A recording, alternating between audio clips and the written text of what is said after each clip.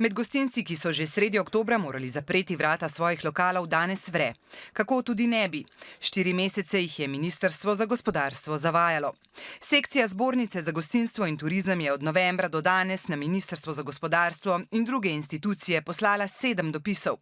Na konkretno vprašanje gostinca, ali sme postreči delavce enega podjetja v času malic, so že novembra prejeli jasen odgovor. Opravljanje gostinske dejavnosti, strežbe jedi in pijač v gostinskem obratu je v tem primeru prepovedano. Včeraj pa Ves čas veljavnosti vladnih odlokov je bilo delodajalcem omogočeno, da za svoje zaposlene organizirajo prehrano med delom tudi v sodelovanju z gostinskimi obrati. Je povedala zdravstvena inšpektorica, bo kar držala. Tukaj je bila povzročena nepopravljiva škoda. Pričakujem, da bodo gostinci zahtevali tudi odškodnine in v tožbah dokazali odgovornost tistih, ki so na takšen mačehovski, nepravilni, napačen način tolmačili te odloke. Mislim, da je čas, da se to res nekako zberemo, združimo, pa pač res po zakonu dokažemo, da so nam delali in da nam še zmeraj delajo krivico in odžirajo kruh. Danes je zdravstvena inšpektorica razjasnila nekaj dilem.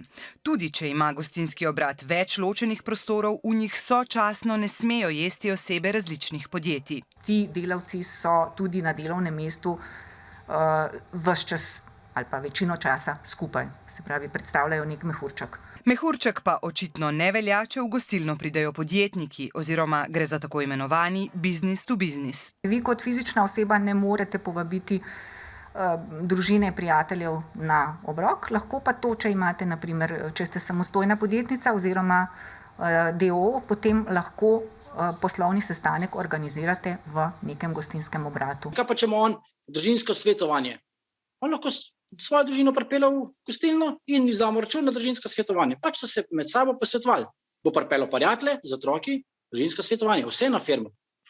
In to mislim, da je malo za lase privlečen, zato ker ni fair. Podjetnik lahko po trenutno veljavnem odloku v gostilno povabi največ 9 oseb. Še dodatno pojasnilo, Sara Neubauer, kaj pravijo na Ministrstvu za gospodarstvo?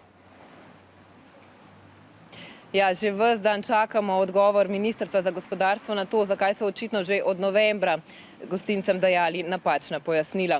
Odgovora nismo dobili.